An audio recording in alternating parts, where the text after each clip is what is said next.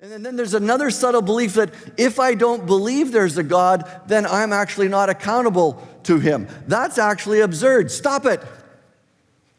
When I was younger, I used to spend considerable time in court and not as a witness. And I was in a traffic court on this one occasion.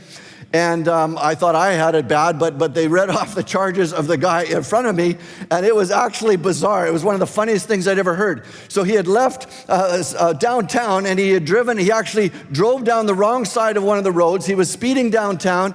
He was driving through red lights.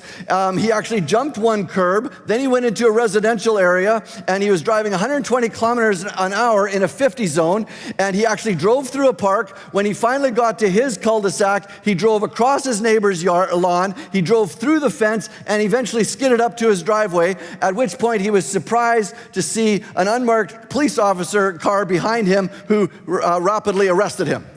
And actually, to be honest, I think there was actually more things he had done, but I can't remember them. Anyway, they read these charges off, and and he pleads guilty on the advice of his lawyer because the cop had followed him, and there were 2 police officers in the car, so he had no chance of fighting this. And so he pleads guilty. The judge asked before sentencing, said, "Is there anything you have to say for yourself?" And he says, "Yes, I didn't know a cop was following me."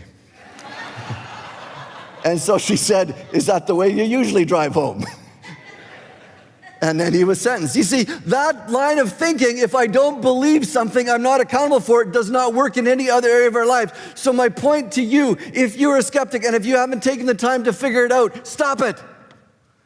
Stop not thinking about this. Now, if you have done the research, if you've decided and you've thought about it and you've decided there's no God and you are okay living with those consequences, so be it. But if you haven't, stop it.